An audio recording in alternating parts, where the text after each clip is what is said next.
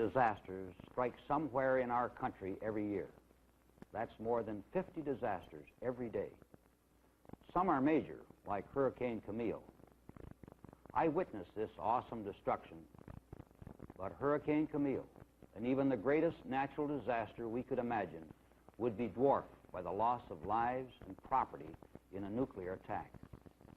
I'm saying this because I have good reason to be concerned. My name is John Davis, and I am the National Director of Civil Defense in Washington, D.C. Our purpose in civil defense is to protect you and to help you protect yourself in time of emergency. That's the reason we have prepared this special film, to tell you what actions you should take to help protect yourself and your family in case of a nuclear attack. The protective actions you take today would not be wasted if a nuclear attack did not occur. Experience tells us that these actions save many lives in natural disasters and other emergencies. The surest way to invite disaster is to do nothing to avoid it. You'll give this film your closest attention.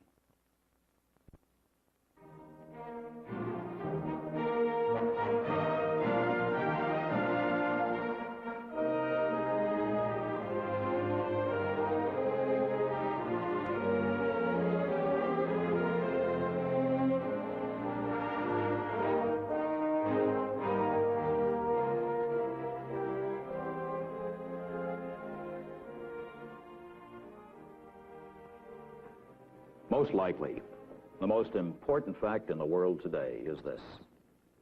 We've been living in the atomic age since 1945. It's a long time now. And none of the catastrophes so freely predicted, so honestly feared, have come to pass. True, there have been dangerous moments like the Berlin and Cuban crises, but so far sanity has prevailed, and hopefully it always will. And yet there's no point in looking away from reality. We live in a troubled and uncertain world, and it's apt to go on being troubled for a long time to come. The nuclear genie is out of the bottle. And until the world finds a way to clap him back in and then put a lock on the stopper, there'll always remain the outside chance that what our nation and a great many others have been working so hard to avoid could conceivably happen after all. And of course, so long as even the slightest possibility exists, it's something we must reckon with, guard against, prepare for, just as a common sense precaution. So let's talk a little about these things, about what's being done to protect you, and about what you can do to protect yourself in time of emergency. Of course, our first and strongest line of defense lies in what the strategists call the power of deterrence.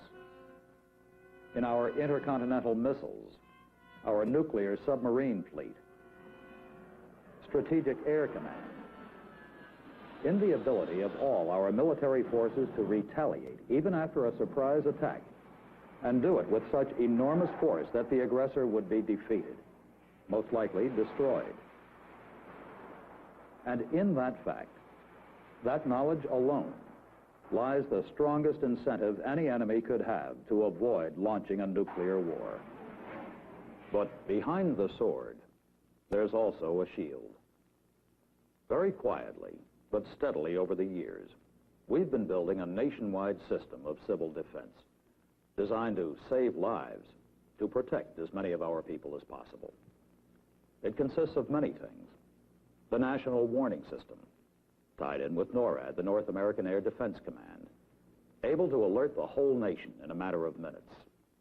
A monitoring network with more than 65,000 locations to measure and report fallout radiation.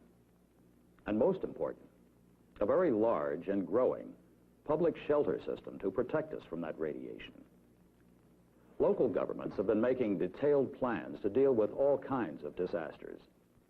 An emergency broadcast system, organized to keep you informed, and thousands of special emergency control centers to direct life-saving and recovery operations. In short, if attack ever threatened, there'd be help available from many sources.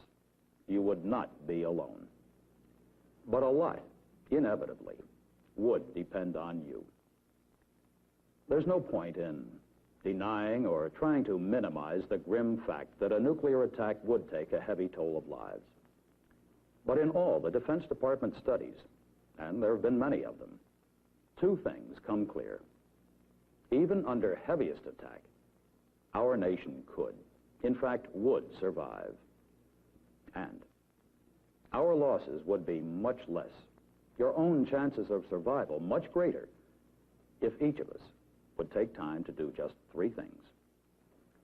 First, understand the dangers you'd face. Second, make some fairly simple preparations to meet them. And third, learn exactly what to do if emergency comes, and then do it. 1, 2, 3. Now, about those dangers.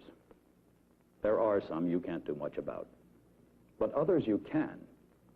And knowing the distinction between the two could very well mean the difference between staying alive or dying an utterly useless death. When a thermonuclear weapon explodes, 4 things happen. First, a brilliant white flash of light. Then, a searing wave of heat shooting out from the nuclear fireball. The blast wave hurling debris before it. But even under heavy enemy attack, only 4 or 5% of our land, 1/20th of the country, would be affected at all by blast and heat. All the rest and all the tens of millions of people in it would escape untouched, except by radioactive fallout.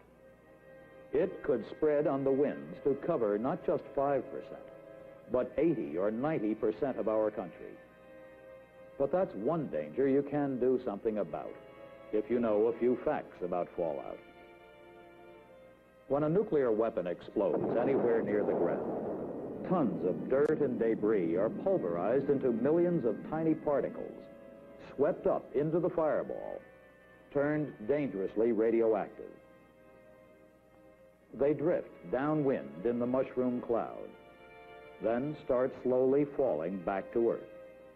The heaviest and most dangerous particles first, after 15 to 30 minutes in the area nearest the explosion.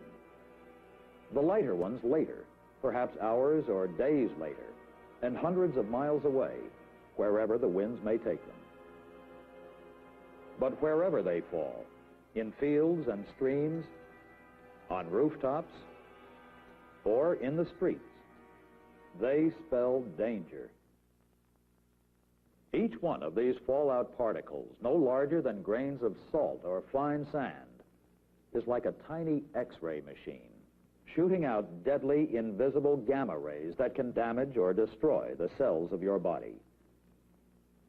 Too large a dose in too short a time means sickness or death. But it's a useless way to die. Useless because it's unnecessary if you use the 3 defenses you have against it.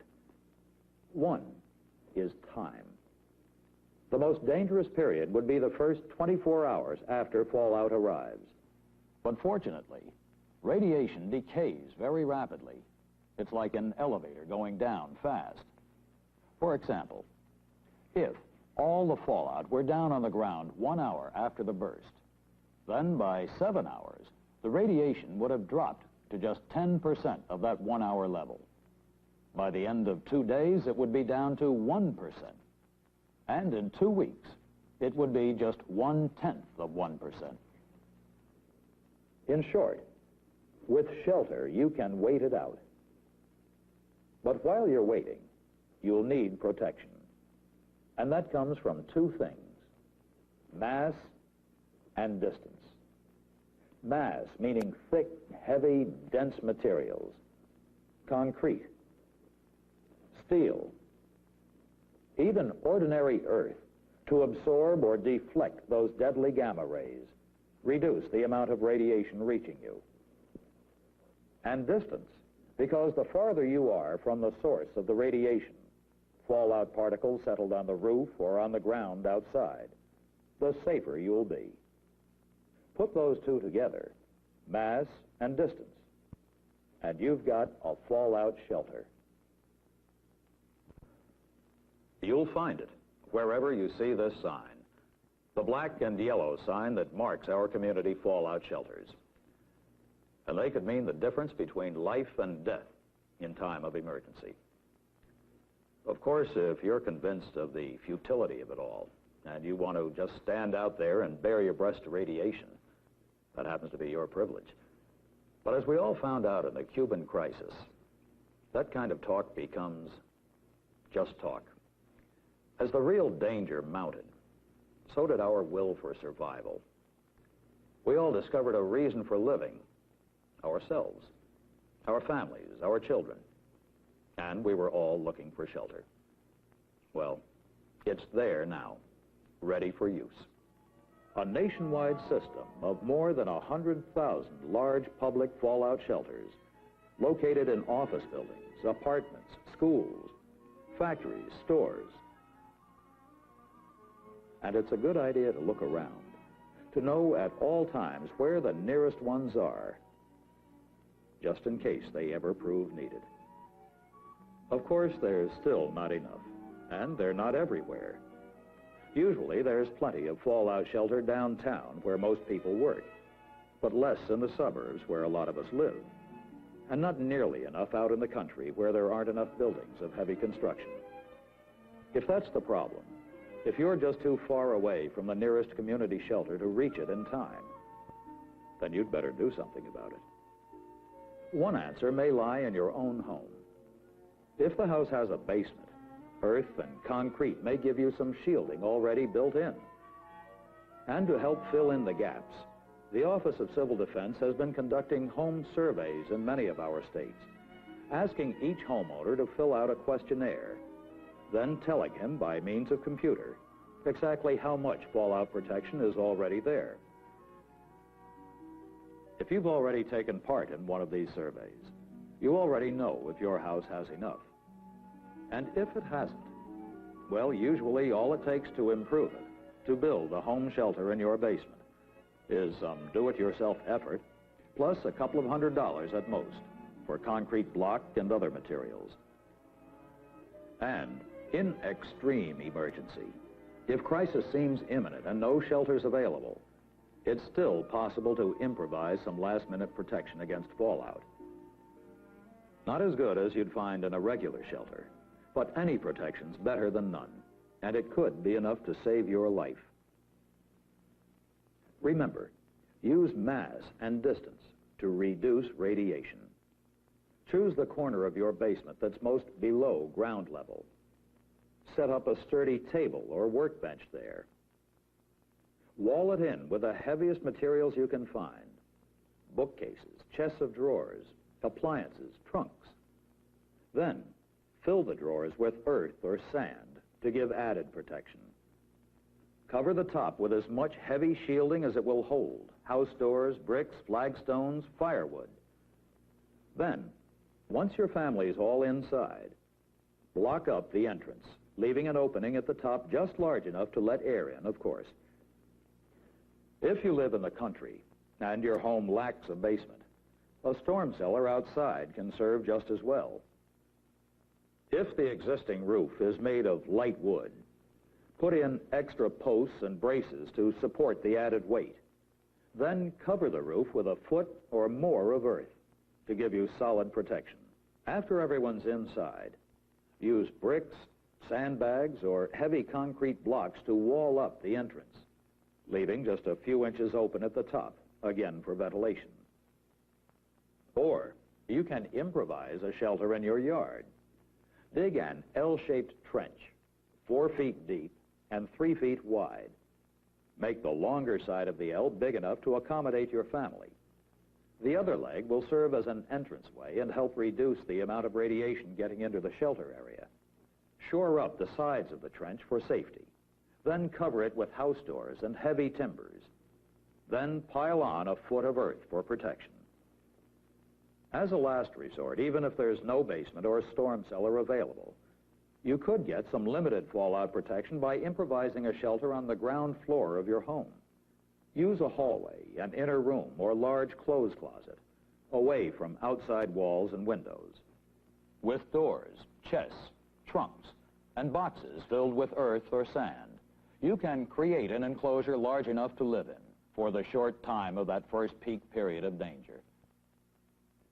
If the inner space you've chosen is too small to allow room inside for all these shielding materials, place them against the other side of the walls, in the surrounding rooms. All these are last-minute measures, of course, for use only in extreme emergency if you just can't reach a regular fallout shelter. But it's better not to wait that long to make some preparations, particularly when it comes to supplies. Most community shelters, though not all of them yet, have been stocked with the basic requirements: emergency food rations, water containers, sanitation equipment, medical kits, radiation detection equipment. But even so, in a time of crisis, shelter living would be Spartan, none of the comforts of home. And there are things you'd better plan to take along to help ease that shelter stay: a battery-powered radio, flashlight and extra batteries, a blanket for each member of the family, any dietetic foods or special medicines your family may need for reasons of health, like insulin, heart tablets, antihistamines. If you have a baby, don't forget bottles, disposable diapers, cans of formula and special baby foods. And of course, if your neighborhood shelter is not stocked with the basic supplies, you'll need to take as much water and ready-to-eat food as you can carry. That's true of a family home shelter, too, for here you'd be on your own. So keep a 2-week reserve of supplies around the house for use in emergency. For shelter use, canned goods are best: soups, canned meats, all the pre-cooked foods, and packaged goods like crackers and wafers that don't need refrigeration. And water. That's even more important, for you can't live without it. As a minimum, 3 or 4 gallons for each member of your family, and store it in tightly capped bottles or plastic containers. If the supply runs low, don't overlook all the alternate sources right inside your house: the canned fruit and vegetable juices on the kitchen shelf, soft drinks, milk, and ice cubes from the refrigerator, the 20 to 60 gallons in your hot water tank, and, of course, all the water trapped in the pipes of your house plumbing system. In case of attack, simply turn off the main water valve in your basement to avoid having it all drain away if there's a break in the outside mains. Then, turn on the faucet located at the highest point in your house, probably the upstairs bathroom, to let air into the system. Then, draw the water as you need it from the faucet located at the lowest point. It'll be pure, drinkable, and free from fallout. If some fallout particles are on food that you've brought in from the outside, don't worry. They can't make it radioactive. Simply remove the particles, and you remove the danger. Just wash or peel the fruits and vegetables. Wipe off the packages or cans. Milk, honey? For safety, it's better to make sure that babies or small children aren't allowed food or liquids that might be contaminated. However, in extreme emergency, thirsty people should not be denied water, even if it contains fallout. There's little danger that any adult could swallow enough to hurt him. It'd be like trying to swallow sand. Here, honey.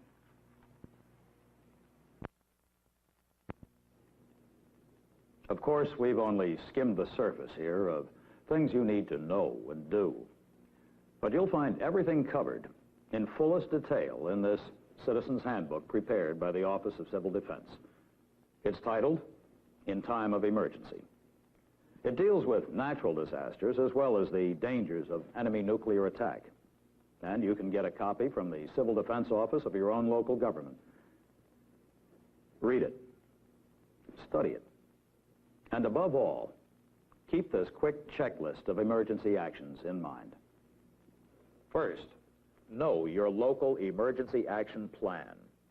Hundreds of cities and counties have prepared and printed specific community shelter plans, complete with maps and detailed instructions, telling every resident where to go for the best available protection against fallout. Make sure your family knows the plan, where the nearest shelters are, and how to get there in time. Second, keep a stock of emergency supplies on hand. Foods that require no cooking, enough drinking water and other liquids, special medicines, radio, flashlight, blankets. And if you're planning to use a home shelter, don't overlook the problem of sanitation. Lay in a metal container with a tight-fitting lid, some plastic liners, and household disinfectants. You'll need them for disposal of wastes and prevention of disease, to keep your family healthy through its shelter stay. If attack seems imminent, take precautions against fire. Close doors, windows, Venetian blinds. If you don't have Venetian blinds, cover the windows with household cleaning powder, aluminum foil, whitewash. For even in the fringe areas, miles away from any nuclear explosion, the heat wave could ignite trash and dry wood, set fire to your home. Have some basic firefighting tools on hand, especially a good fire extinguisher, and keep your garden hose connected. Unless your local authorities advise otherwise, fill the bathtub and other containers with water. For under enemy attack, the fire department may not be available. You'll have to help yourself. Above all, make sure you know what your local attack warning signal is. There are a few exceptions because of special local conditions, but in most communities, the standard attack warning is this: a wavering, undulating sound on the outdoor sirens lasting 3 to 5 minutes, or a series of short blasts on whistles and horns. And when you hear that sound, believe it, an actual enemy attack has been detected. Don't reach for the phone to find out what's happening. The lines need to be kept clear for official emergency use, and you need to find shelter promptly. If you're caught in the open, if there's a sudden flash and you feel warmth at the same time, don't look at the flash. Move. Take cover instantly, behind a tree, or a wall, in a ditch, or a culvert. Curl up on the ground and cover your head with hands and arms. Stay there till heat and blast waves have passed. Then get to shelter before the fallout starts falling. Then turn on the radio. The emergency broadcast station serving your area will be bringing you news, presidential messages, civil defense instructions. You would not be alone. In many shelters, you'd find friends and neighbors who have been specially trained in shelter management, radiological monitoring, medical self-help. All across the country, the Civil Defense Monitoring Network would be measuring and reporting fallout conditions. And from the state and community emergency control centers, your own local authorities would be directing life-saving and recovery operations, keeping in close touch with each shelter. Just follow their official instructions and stay in the shelter till they tell you it's safe to come out. All these things are easy to remember and fairly simple things to do. None of them cost much in time or effort or money. If nothing ever happens, if the world maintains its sanity and enemy attack never comes, that time and effort will still have been well spent. For the better, both we and the nation are prepared, the less chance, really, that anything will happen. And if they ever prove needed, they could save your life in time of emergency.